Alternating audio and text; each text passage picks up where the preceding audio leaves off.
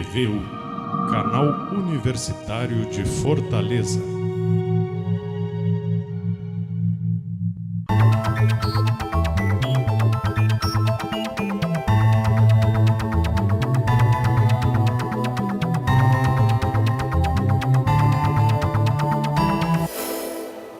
O programa Destaque de hoje está recebendo aqui nos estúdios do Dr. Manuelito Eduardo Campos, da Faculdade Integrada da Grande Fortaleza, com muito prazer. É o professor Antônio de Albuquerque Souza Filho. Ele tem um currículo extenso, foi engenheiro agrônomo, formado pela Escola de Agronomia, chefe de escritório do Ceará Mirim, no Rio Grande do Norte, coordenador da Comissão de Desenvolvimento do Vale e dos Carais, na região do Cariri, professor da Universidade Federal do Ceará, foi reitor também da universidade, secretário de Educação do Estado do Ceará. Ele veio aqui principalmente e para lançar este livro, O Meu Percurso na Universidade. Mas, professor, eu queria, antes de começar o programa, começar um pouco da sua história lá no passado, né? Como foi que, de repente, o senhor disse assim, não, eu quero ser professor? Quando foi que o senhor chegou a essa conclusão na sua vida e quanto tempo faz isso? É interessante, na vida da gente tem o que a gente chama as oportunidades, né? Eu contava muito a história interessante para os meus alunos, não sei se eu posso contar aqui para você. Com certeza. Quando eu dava aula, eu dizia assim, olha, eu aprendi quando eu trabalhei no Rio Grande do Norte, no antigo Serviço de Extensão Rural, ANCAR, hoje é Emater, Rio Grande do Norte, um agricultor me contou uma história muito interessante. Ele contou o seguinte, que tinha um rei, que tinha um reinado muito grande, mas só tinha uma filha. E ele já estava ficando velho, e ele estava assim, muito preocupado com quem ele queria deixar para tomar conta do reinado, porque a filha não casava. Então ele anunciou no reinado que qualquer pessoa que quisesse casar com a filha dele teria que passar por uma prova. Aí todo mundo naquele tempo ficou meio apreensivo, se inscreveu, mas sempre tem um mais afoito, se inscreveu. E num determinado dia, numa praça principal, estava lá toda a família real, e tinha um curral, uma porteira e 3 cavalos, um preto, um branco era um preto, um branco e um avermelhado. Aí disseram, bom, vamos saltar o primeiro cavalo. Saltaram o cavalo avermelhado, todo mundo, segura, vocês não, deixa passar o primeiro cavalo. Saltaram o segundo cavalo, o cavalo era branco não, o branco foi o último, saltaram o outro, a cor que tinha, né? Então vamos saltar, eu vou pegar o terceiro e dar a sensação. Aí quando saltaram o terceiro cavalo, que era o cavalo branco, então ele disse, agora que eu vou segurar esse cavalo. Quando ele correu para segurar a cauda, que ele tinha que segurar o cavalo para a cauda, o cavalo era cotó. E ele então não segurou. Então o ator dizia, na vida da gente, a gente às vezes tem uma primeira oportunidade e deixa passar. Tem uma segunda oportunidade e deixa passar. Quando a gente quer a terceira, a gente nunca deixa passar. Então eu contava muito essas histórias aos meus alunos, dizendo o seguinte, olha, quando vocês terminarem a universidade, quando tiverem uma oferta do emprego, esse emprego pode ser um emprego salário baixo, então vocês vão ter uma experiência, vão se relacionar, vão ter a oportunidade de produzir alguma coisa, e daí vocês vão saltar para outra oportunidade que vão surgir na vida. Nunca deixe passar as oportunidades.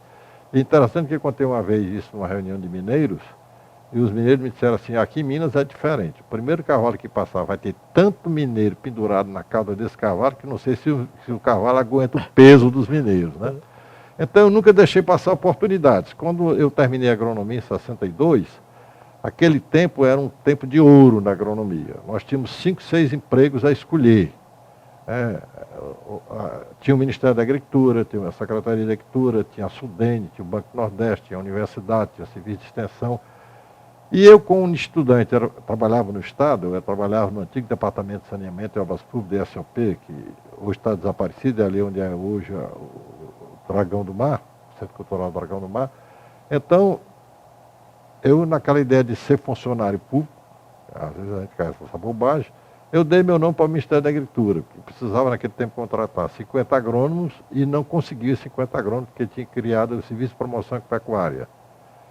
Como não saiu a nossa nomeação, só veio sair muito tempo depois, quase um ano depois, eu resolvi ter uma experiência fora do estado do Ceará. E fui para o Rio Grande do Norte trabalhar na antiga ANCAR, hoje é Emater. E ali eu aprendi muito, foi como se fosse assim, um 5º ano de agronomia que eu tivesse feito. Ali eu fui trabalhar com agricultores, trabalhei na colônia de japoneses e brasileiros, e depois eu vim para o Ministério da Agricultura, fui trabalhar no Cariri. O Ministério da Agricultura, na região do Cariri, naquele tempo, tinha a Comissão de Desenvolvimento do Vale dos Carás, que eu pensei que fosse uma grande comissão de desenvolvimento do Vale. O Vale do Carás compreende Crato, Juazeiro e Barbalha. Então eu pensei que fosse uma grande comissão. A comissão que tinha lá era eu, um motorista e um jipe. Essa era a famosa comissão que eu encontrei lá. Eu comecei o trabalho de levantamento de todo aquele vale, etc. Mas o Ministério não tinha muito atrativo, era dificuldade a gente para conseguir as coisas, o dinheiro não chegava, e eu vi que não tinha muita perspectiva. E naquele tempo, para se entrar na universidade, você era convidado ou pelo diretor, ou por um outro professor, no caso naquela época eram chamados catedráticos, que te convidava para ser assistente. Então, o doutor Prisco, que estava naquele tempo expandindo a Escola de Agronomia, depois transformada em Centro de Ciências Agrárias da Universidade Federal do Ceará, através de um colega, mandou me convidar para conversar com ele. Então eu fui conversar com ele e ele me fez uma oferta, você podia vir para cá e etc. Começar aqui a trabalhar e eu resolvi largar e vir para a universidade. E assim eu comecei minha vida na universidade. E o interessante é que naquela época nós entramos na universidade, só tinha um quadro de estatutário, que era o efetivo, e a CLT, né, a Consolidação da Lei Trabalhista. Mas havia qualquer problema burocrático, não sei exatamente o que era, então nós éramos recibados. Nós tínhamos determinados convênios, digamos, Banco do Nordeste, o Sudene, e pagávamos os professores que iam entrando através de um recibo mensal, que era uma insegurança muito grande, ninguém sabia se no final do ano a gente continuaria e continuaria sendo contratado ou não. Depois de um certo tempo é que foi regularizada a situação de todo aquele grupo que entrou, que era enorme naquela época, para a CLT, e depois com a Constituição de 88 fizemos um concurso e passamos para o quadro estatutário. É aí que eu comecei as minhas atividades como professor. Aí depois você foi para os Estados Unidos, estudar nos Estados Unidos. Naquela época, a Universidade Federal do Ceará, que o doutor Martins foi o primeiro reitor da Federal do Ceará, ele foi um homem de muita visão, né? Para a época, que é um homem que não tinha nunca visitado assim grandes universidades, mas ele teve uma visão muito boa. Ele saiu visitando as universidades, saiu chamando pessoas com ideias para oferecer para a universidade, e aí ele criou uma série de programas inovadores, as casas de cultura, né, que foi uma coisa que ninguém imaginava aqui no Ceará, alguns tipos de pró-reitorias, né, que não tinha aquela estrutura em outras universidades, convênios com universidades europeias, convênios com universidade americana, entre elas a Universidade do Arizona, para melhorar a área das ciências agrárias. E esse convênio possibilitou a ida de vários professores. No meu caso, a gente geralmente na Federal era lotado num departamento, eu era lotado no Departamento de Economia Agrícola. Então, no meu caso, eu fui para a Universidade de Wisconsin, em Madison, campus de Madison, através de uma bolsa da Fundação Ford, que tinha firmado um convênio com a Federal do Ceará e o Banco do Nordeste para criar o mestrado em Economia Rural. Aí foi a oportunidade que eu fui, que é uma experiência muito interessante. Agora, eu lendo aqui o seu livro, para você ver como eu li, né? Você teve sempre muita dificuldade, né? Principalmente, por exemplo, na época que você foi reitor da UFC, eu vi que chegou um dia o pessoal do financeiro e disse para você que tinha R$20 no caixa e que tinha que fechar tudo. Como é que é essa história? É verdade. É o seguinte, eu fui reitor no tempo das chamadas vacas magras. Para você ter ideia, primeiro eu peguei 3 ou 4 ministros da educação, né? Peguei o Plano Collor II, o Plano Marcílio, o plano Real, quer dizer, foram vários planos econômicos. E cada plano desse tinha um enfoque, era mudança de sistema administrativo, etc. Então, esses planos, geralmente, nós começávamos o início dos anos sem ter recursos financeiros. Em 94, por exemplo, o orçamento de 94 só foi aprovado pelo Congresso em final de outubro, começo de novembro de 94. Não é que não vinha dinheiro, vinha o mínimo necessário para pagar pessoal, para pagar algumas pequenas despesas de água, telefone, etc. Mas para investimento, por exemplo, não vinha nada. Né? Para outras necessidades não vinha nada. Então, realmente chegou um determinado... E a universidade, quando eu assumi, estava com a autoestima muito baixa. Nós começamos um trabalho para melhorar a autoestima das pessoas da universidade, e uma das coisas, os compromissos que nós tínhamos dito para os professores, os pesquisadores da universidade, era o seguinte: cada professor que apresentar um trabalho científico para um congresso, seja nacional, seja internacional, etc., ele terá o apoio da universidade em termos de diária, passagem, para participar desse seminário, desde que o trabalho seja aceito. Então, cresceu muito a produção científica nessa época da universidade e a participação muito elevada das pessoas. Então, nós tínhamos que fornecer constantemente diárias, passagens aéreas, etc. E chega um dia lá o pessoal da administração, o pró-reitor da administração e o diretor do departamento de contabilidade diz: olha, nós não temos dinheiro hoje. O dinheiro que tem na universidade é R$20. E nós temos que parar imediatamente tudo que tem que ser executado aqui dentro. Todos os projetos vão parar, porque não tem dinheiro. Eu disse: não, se nós pararmos isso, vai ser uma ducha de água fria. As pessoas não vão mais acreditar no que nós estamos prometendo para eles. Eu vou amanhã para Brasília tentar arranjar alguma solução. No outro dia segui para Brasília, fui ao Ministério da Educação, conversei lá com os setores financeiros, etc. Disseram: olha, infelizmente nós não podemos lhe atender.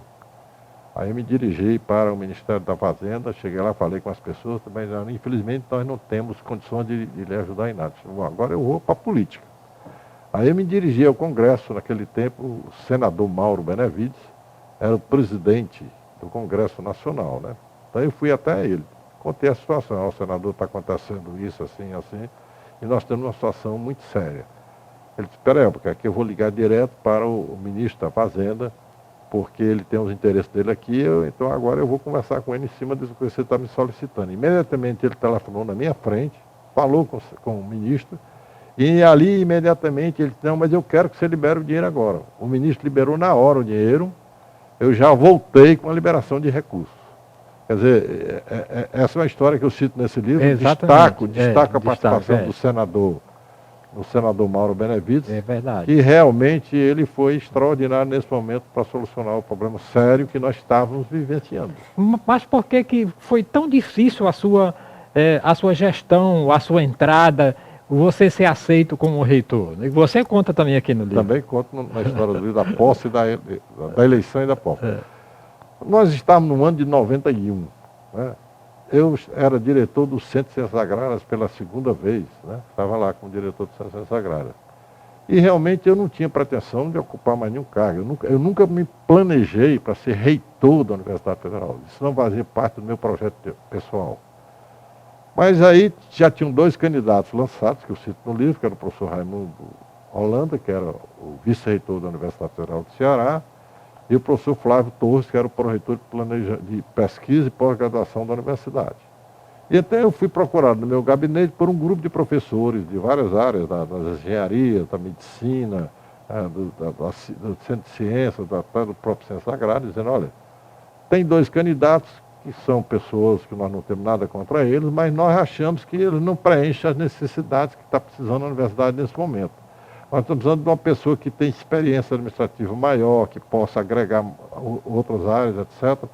E como você foi já diretor aqui várias vezes, foi secretário da Educação, trabalhou no Ministério da Educação como secretário de primeiro e segundo graus, então nós gostaríamos que você pudesse ser um dos candidatos. Eu digo: não, eu não vou ser candidato, porque a altura dessa todo mundo está com compromisso com os candidatos, e realmente eu não tenho condições, e a minha família não quer. Aí a pessoa foi embora, depois voltaram novamente, um grupo maior, me convidaram para sair, para a gente conversar à noite no restaurante, no barzinho, nós ficamos lá conversando até 2 horas da manhã, e a pressão em cima, você tem que aceitar. Aí eu resolvi: bom, eu vou aceitar numa condição. Primeiro, se vocês me apoiarem. Segundo, eu não assumo compromisso com ninguém daqui. Eu não, porque era muito comum na universidade, na época, não sei se hoje é assim, as pessoas darem apoio político em troca de alguma coisa. Ou para ser pró-reitor, ou para ser diretor de um departamento, ou chefe de um órgão suplementar da universidade. Chegava até o cúmulo de dizer: eu estou precisando de um ar-condicionado na minha sala, se você me der um ar-condicionado eu posso lhe apoiar. Até estou precisando de um birô, se você me der um birô. Tá? Chegava a esse cúmulo dos cúmulos, né, que nós sabíamos que existia naquela época. Eu disse: mas eu não tenho nada para oferecer a ninguém, nem concordo com esse tipo de oferecimento. Então, depois disso, aí nós entramos na luta com um atraso enorme, né? Aí já tinham várias pessoas que, inclusive, se encontraram comigo, olha, se eu soubesse que você era candidato, eu não teria assumido compromisso com os outros, mas como você somente agora, eu infelizmente já assumi compromisso. E realmente, para surpresa minha, ainda fiquei com 15% da votação global da universidade, ganhei por mais de 80% da minha área, como diretor de CNH, no meio dos alunos, professores, etc. E aí havia muito também naquela época, porque você vê o seguinte, o primeiro governo eleito diretamente foi o do Collor. Né? É verdade. Então havia muito aquela, como eu falo no livro, era como se nós tivéssemos uma pressão, uma panela de pressão que se tira a tampa. Você vinha do regime militar, né? Com toda aquela opressão que existia antigamente, você vinha de uma eleição indireta frustrada com aquela campanha da eleição direta com Sarney, né? Que todo mundo achava que representava aqueles padrões antigos, etc. E aí havia um surgimento muito forte de sindicatos, de associações e de participação de partidos políticos, né? Aqueles mais novos que tinham surgido, como o Partido dos Trabalhadores e outros, cada qual reivindicando participação, presença maior dentro da universidade. E essas pessoas, por acharem que eu havia trabalhado com o governador Virgílio Távora como secretário de Educação, e por ter trabalhado com o ministro Rubens Ludovico, Ministério da Educação, eu era uma pessoa que não devia estar ali. Eu era uma pessoa extremada de direita, com ideias ultrapassadas, e que eu fosse para lá seria calamidade para a universidade. Aí fizeram pressão durante toda a sua administração.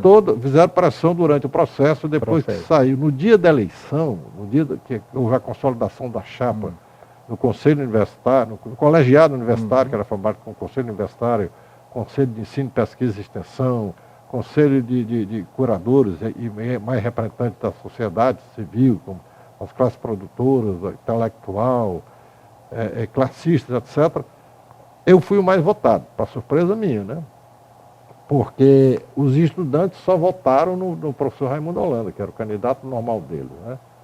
E uma parte dos professores votaram no Raimundo Holanda e outra parte votaram no professor Flávio Torres. Como eu não tinha atrito com ninguém, e o Flávio Torres havia dito para nós que a gente tinha se acertado antes da reunião pelo reitor Hélio Leite, que a gente obedeceria o resultado da consulta, então, na hora, todo mundo votou em mim e eu fiquei no primeiro lugar da lista, né? A lista oficial que ia para a consideração da Presidente da República. Então, a partir daquele momento, os estudantes, o diretor central dos estudantes, do sindicato dos funcionários, da associação de professores, acharam, fazia uma pressão muito grande, dizendo, primeiro, que eu tinha que renunciar, segundo, que se eu fosse nomeado, eu não assumiria, e terceiro, se eu assumisse, eu não terminaria o meu mandato.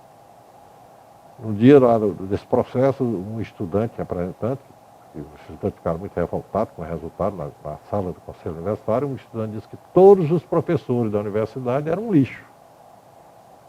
E que os professores que estavam ali eram pior do que lixo, que não mereciam nem ser reciclados. Aí foi que eu pedi a palavra e disse, olha, eu tenho uma história nessa universidade, fui aluno, fui professor, passei por algumas funções. O pacto foi assumido, eu cumpri integralmente até agora.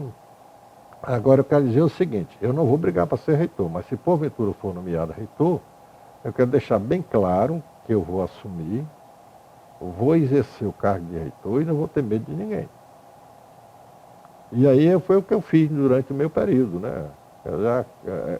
Eu tive depois que assumi, mais 6 meses de pressão, 6 meses. E teve um episódio que você desceu como ministro? Foi. Inclusive no dia que fui assumir a posse, eles quase que me matam em 2 momentos. Um momento eles vieram com uma faixa enrolando no meu pescoço, eu cortei, depois vinham com um castete por trás para bater na minha cabeça. Mas isso aí não deu problema, mas um dia eu estava lá, e chegou o ministro José Goldenberg, que tinha vindo ao Ceará para outra coisa, que não era visitar a Universidade Federal do Ceará. E o Goldenberg, então, o ministro Goldenberg foi até meu gabinete. Quando eu estava lá, conversando com ele, fazendo uma visita de cortesia, ele chegou com o major da Polícia Ajudante de Ordem dele, ele veio com elementos da Polícia Federal, que estava cobertura a ele. E aí, em determinado momento, ele chegou lá, uma mensagem dos estudantes que queria reunião com o ministro. Aí o ministro disse, olha, os alunos estão querendo uma reunião comigo, eu posso fazer a reunião? Eu disse, que é isso, o senhor é o ministro, determina o que o senhor quiser. Eu só peço um favor, que o senhor não faça a reunião no meu gabinete, faça na vice-reitoria, porque eu não recebo esse grupo que está aí.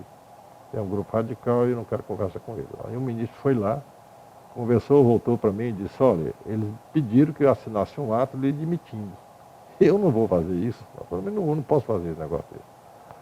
Aí não fica mais conversando um pedaço, aí chega apavorado lá no gabinete o major e o pessoal da Polícia Federal e diz, olha, o ambiente lá embaixo está muito tenso, os alunos estão revoltados e ministro, nós vamos tentar tirar o senhor daqui.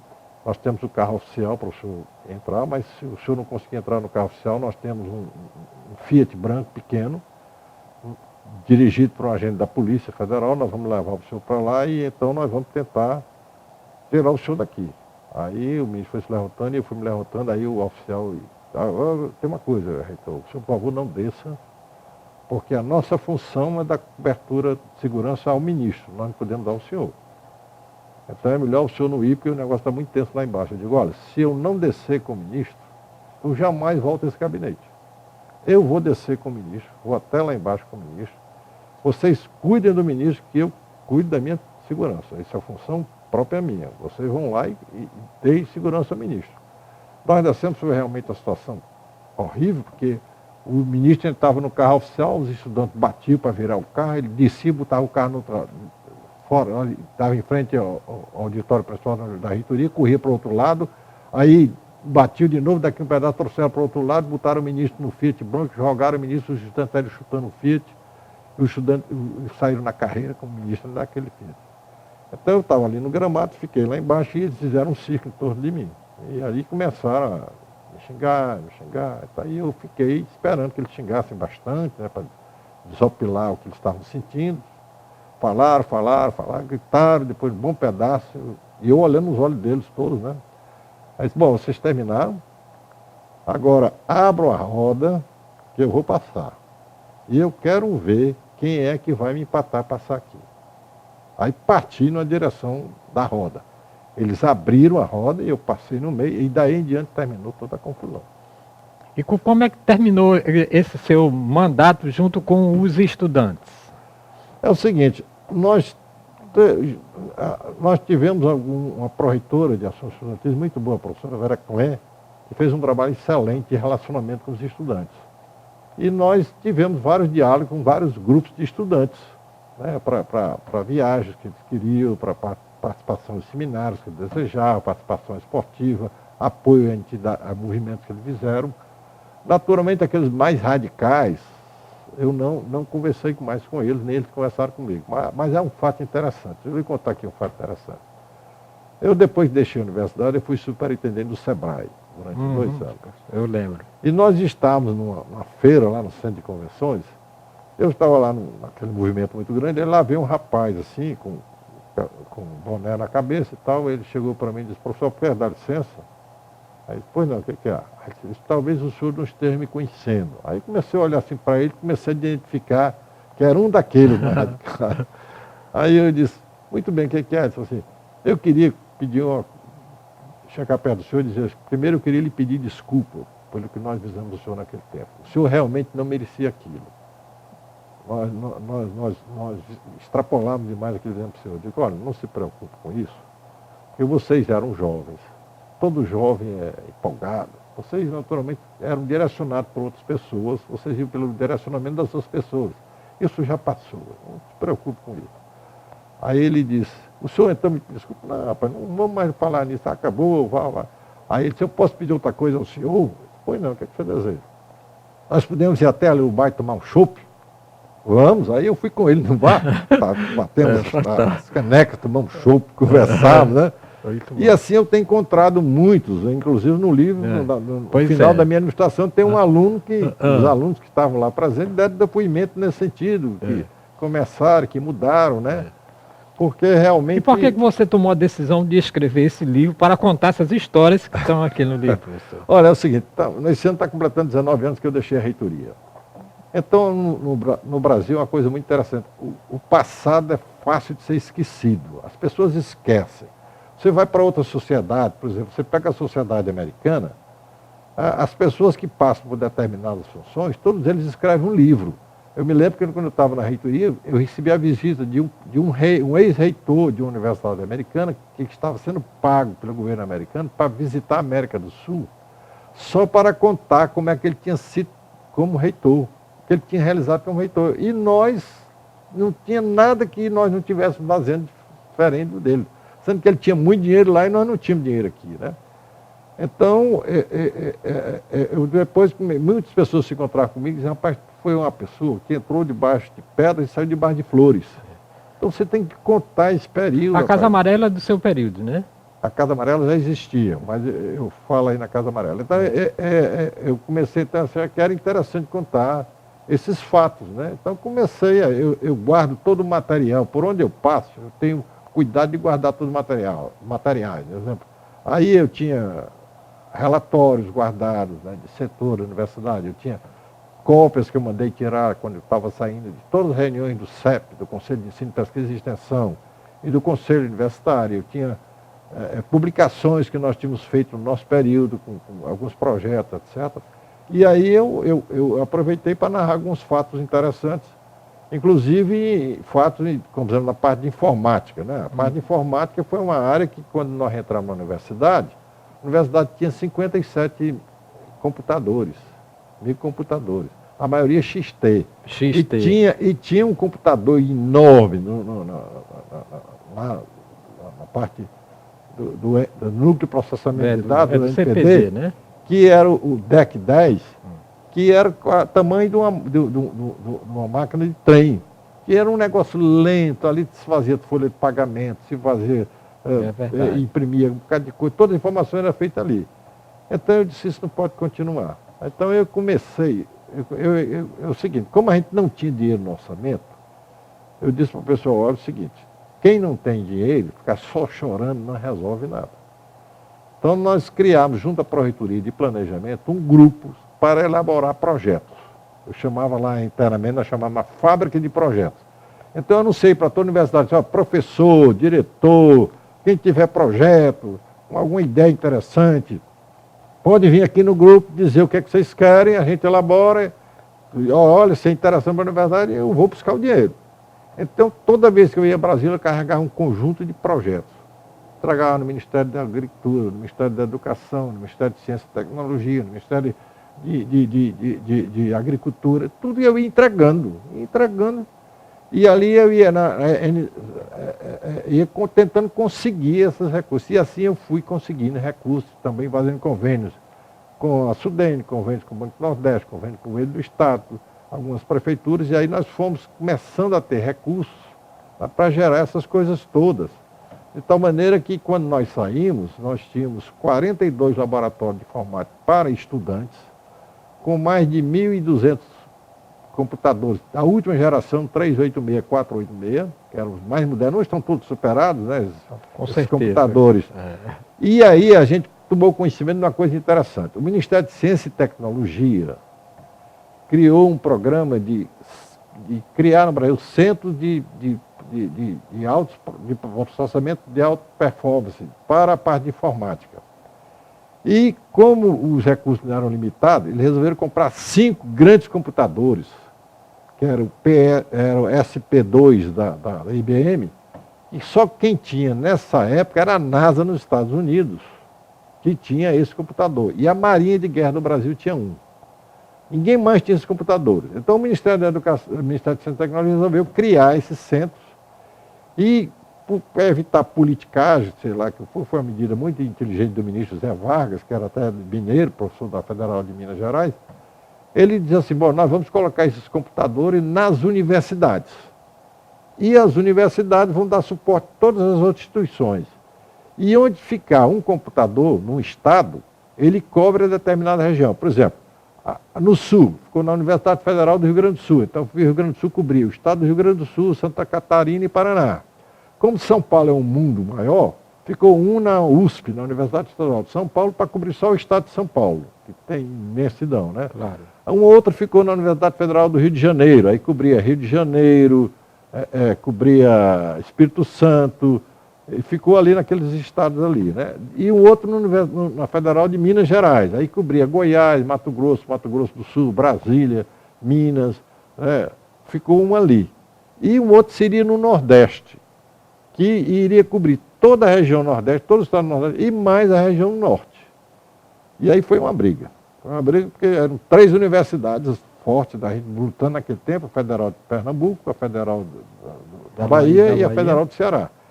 Mas aí, para conseguir esse sistema, você tinha que apresentar um projeto. Aí a gente apresentava um projeto. Nesse tempo, o deputado Ariusto Holanda era uma pessoa extraordinária, que é um grande deputado. Ele era um representante muito forte na área de ciência e tecnologia na Câmara dos Deputados. Eu fui logo ao Ariusto. Ariusto, olha, nós estamos querendo esse negócio, você vai nos ajudar. Ele realmente nos ajudou bastante. Eu fui várias vezes a FINEP, a financiadora de projetos, que está financiando a parte desse projeto, o CNPq, o ministro, etc. Mas o ministro, sempre, quando a gente ia lá, pedia algumas mais informações complementares. A gente dava mais informações complementares para ele, né? E nada de sair, nada de sair. Aí eu disse um dia, sabe uma coisa? Eu vou a Brasília conversar com esse ministro. Eu não vou ficar só esperando que ele resolva. Aí pedi uma audiência, fui sozinho lá. Eu vou fazer uma carta, dar uma jogada hoje com esse ministro. Chegaram e disse, ministro, é o seguinte, como é que está a situação do computador do Nordeste? Não, estamos analisando, como todo mineiro, né? Estamos analisando, estamos vendo, analisando e tal. Ele disse, mas ministro, é o seguinte, e quanto tempo vai demorar? Nós vamos ver e tal. Eu disse, ministro, é o seguinte, deixa eu dizer uma coisa para o senhor. Se eu fosse de um estado rico, politicamente de peso, e eu pertencesse a uma universidade grande, de peso também, no meio acadêmico, o senhor não daria resposta agora para mim. Mas como eu sou do estado pobre, que está querendo se desenvolver, e de uma universidade que está querendo progredir, tendo uma oportunidade como essa de montar um sistema super atualizado na sua estrutura, o senhor me nega um negócio desse. Aí ele pegou os brios, né, bateu assim na mesa e disse, olha, reitor, eu vou lhe dizer uma coisa, esse computador vai para a sua universidade. Pode esperar que ele vai para lá. Aí o computador realmente veio para cá, aí nós corremos, tivemos que preparar o NPD, né, o local que ia ficar o computador, tinha que entregar o nosso DEC 10, que era o antigo, para a Universidade Federal do Acre, a gente tinha que mandar para lá, para o Acre, e tínhamos que completar a infraestrutura, a fiação, ar-condicionado maior, etc. Até que o dia que o computador chegou, e eu me lembro que ele chegou, era o tamanho de uma geladeira.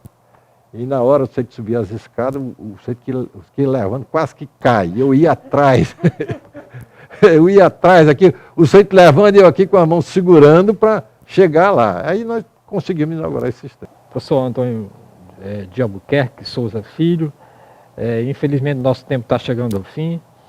Eu sei que essas histórias todas estão aqui nesse livro. Queria que o senhor tenha um minuto para as suas considerações finais, que o senhor falasse onde encontrar o livro, como fazer, né, para adquiri-lo, né, e agradecer a sua participação aqui. O livro está à venda na editora da universidade, ali no campus do Benfica, né? Ali tem o shopping Benfica, tem uma livraria chamada Smile, que também está lá à venda. Na Aldeota, no shopping Aldeota, tem no 4º piso uma livraria chamada Lê, também está à venda lá. E no Livro Tecno, ali na Praia de Iracema, nós estamos tentando colocar em outras livrarias, porque infelizmente no Ceará é muito difícil de colocar livro daqui da terra, né? Para vender, não é muito fácil. Mas eu quero agradecer a oportunidade do encontro e dizer o que nós fizemos aí é um período da história da universidade. Ela vai de 1965 a 1995. Eu começo escrevendo no livro sobre o período que eu não entrei para ser professor, como era o ambiente da universidade naquela época, como era a escolha dos diretores, como era a política existente, como é que eu fui escolhido para ser diretor a primeira vez, o que nós fizemos como diretor na primeira vez. Depois, na segunda parte, eu falo da eleição e da posse do reitor, que é especificamente o meu caso. Depois, na terceira parte do livro, eu falo sobre o reitorado. Aí eu enfatizo a parte da informatização que nós fizemos, na parte de biblioteca, que foi uma reforma muito ampla que a gente fez também na universidade, compra de livros, construção de biblioteca nova. Aí entrando para a parte de ensino, para a parte de pesquisa, de extensão, de planejamento, de recursos humanos, falamos sobre os jogos suplementares da universidade.